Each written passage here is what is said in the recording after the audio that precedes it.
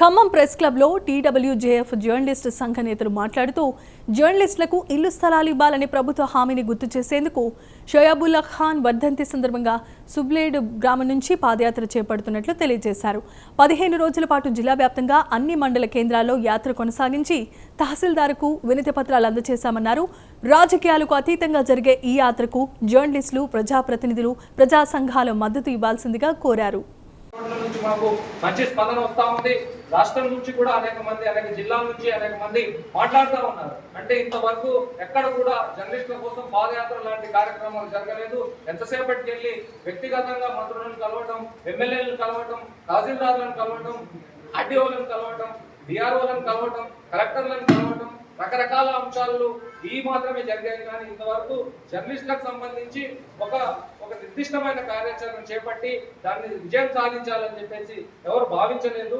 కాబట్టి మిమ్మల్ని మేము స్ఫూర్తిదాయకంగా తీసుకొని రానున్న రోజుల్లో రాష్ట్ర వ్యాప్తంగా అనేక జిల్లాల్లో మాకు యూనియన్లకు అతీతంగా మేము ముందడుగు వేసి ఇలాంటి కార్యక్రమాలు చేపట్టి నాయకులకు జోరీగల్లాగా ప్రతిరోజు ఇలాంటి కార్యక్రమాల ద్వారా వాళ్లకు ఖచ్చితంగా వాళ్ళు ఈ అంశాలను పరిగణలోకి తీసుకొని ఇండ్ల స్థలాలు ఇచ్చే వరకు నిరంతర పోరాటం కొనసాగుతుందని చెప్పేసి మాకు వాళ్ళు అండగా ఆత్మస్థైర్యాన్ని నింపుతున్న పరిస్థితులు మాకు కల్పిస్తా ఉంది. ప్రతిరోజు ఒక స్టేటస్ పెడితే వందల మంది రిస్పెక్ట్ ఆఫ్ ఏమంటారు ప్రొఫెషన్ అంటే వివిధ శాఖల్లో ఉన్న పోలీస్ వర్గాల దగ్గర నుంచి మొదలుకుంటే, రెవెన్యూ వర్గాల దగ్గర నుంచి మొదలుకుంటే మీ హక్కుల కోసం మీరు చేస్తున్న పోరాటం ఏదైతే ఉందో ఇది హర్షణీయం అని చెప్పేసి అంటున్నారు. కానీ జర్నలిస్టుల సమాజంలో చూస్తే నాయకులకు, పెద్దదారులకు మారిన నాయకులకు ఎవరైతే ఉన్నారో వాళ్లకు జీతం కావటం లేదు. అక్కడికి వెళ్ళి మంత్రుల దగ్గరికి వెళ్ళి సార్ ఇది మీకు నెగిటివ్ గా చేస్తున్నారు, సార్ ఇది మీకు మీ కాన్స్టిట్యున్సీ నుంచే మొదలు పెట్టడానికి కారణం ఏంటి, మీకు ఇక్కడ అవమానం చేసే విధంగా ఉంది,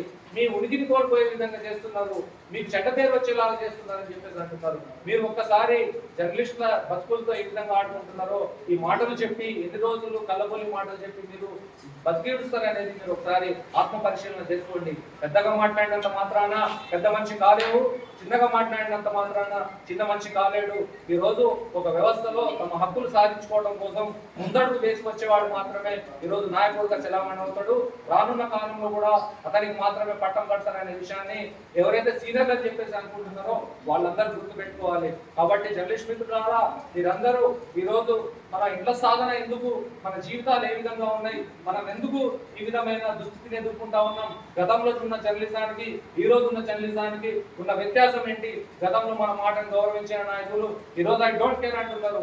ఈ రోజు నాయకులు ఇండ్ల మొత్తాల దగ్గరికి వెళ్ళి నిలబడితే కనీసం లోపలికి గమనిపించే పరిస్థితి లేదు. ఇండ్ల మొత్తాల దగ్గరికి వెళ్ళి ఎందుకు నిలబడాల్సిన పరిస్థితులు వస్తున్నాయి. ఎందుకు అని అంటే మన దగ్గర అలాంటి పరిస్థితి లేదు, వాళ్ళని విభేదించే పరిస్థితి లేదు. కాబట్టి ఈ రోజు మేము ఒకటే స్పష్టం చేయదలుచుకున్నాం, ఈ రోజు ఉన్న ప్రభుత్వాన్ని మేము విమర్శించడానికో వ్యతిరేకించడానికో మొదలైన పోరాటం కాదు. కేవలం గతంలో జర్నలిస్టుల కోసం ఇచ్చిన హామీని గుర్తు చేయడం కోసం ఈ ప్రభుత్వం ఎప్పుడైతే ఇళ్ల స్థలాలు ఇస్తుందో ఈ ప్రభుత్వాన్ని మేము నెత్తిన పెట్టుకొని మోస్తామని చెప్పేసి కూడా ఈ సందర్భంగా తెలియజేస్తాము. ఈ ప్రెస్ మీట్కి వచ్చి ఈ కవరేజ్ ఇవ్వడానికి ముందడుగు వేసి వచ్చిన ప్రతి ఒక్క జర్నలిస్ట్ మిత్రుడికి ప్రత్యేకమైన ధన్యవాదాలు. దాంతో పాటుగా ప్రతి ఒక్క జర్నలిస్ట్ మిత్రుడు ఈరోజు మీ దగ్గర ఉన్న ఎవరైతే మీతో ఎవరైతే బాగా క్లోజ్గా ఉంటారో, ఎవరైతే మీకు బాగా దగ్గరగా ఉంటారో యూనియన్లకు అతీతంగా ప్రతి ఒక్క మిత్రుడు కూడా తరలిరండి. మీ సమస్య మన సమస్య, మనందరి సమస్య, మనందరం కలిస్తేనే ఐక్యత, అదే బలం. ఆ బలంతోనే మనం ఏదైనా సాధించుకోగలుగుతామని చెప్పేసి నేను భావిస్తా ఉన్నా, ఫెడరేషన్ భావిస్తా ఉంది. అందుకే ఈ రోజు ఈ కార్యక్రమాన్ని చేపడుతున్నాం. 22వ తేదీన ఉదయం 8:30 గంటలకు సుబ్లేడ్ నుంచి మా యాత్ర కొనసాగి ఖమ్మం నియోజకవర్గ కేంద్రంలో ఆ యాత్ర ముగించే ముందు కూడా రోజు ముందు ప్రెస్ మీట్ లాంటిది ఏర్పాటు చేస్తాం.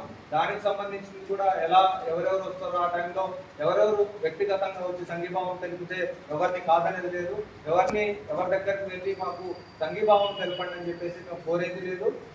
ఎక్కడైతే సమావేశాలు ఏర్పాటు చేస్తామో అక్కడ మేము ఎవరిని విమర్శించడానికో లేకపోతే ద్వేషించడానికో కాదు, మేము కేవలం ఏదైతే ప్రభుత్వం హామీ ఇచ్చిందో ఆ హామీని గుర్తెరిగి మా సమస్యలకు పరిష్కారం మార్గం చూపెట్టే విధంగా వాళ్ళని విన్నవించుకోవడం కోసం ఇది ఒక మార్గంగా మేము ఎంచుకున్నాం. కాబట్టి సహృదయంతో అందరూ దీన్ని అర్థం చేసుకొని మాకు తోడ్పాటునివ్వాలని చెప్పేసి మనస్ఫూర్తిగా కోరుకుంటున్నాం.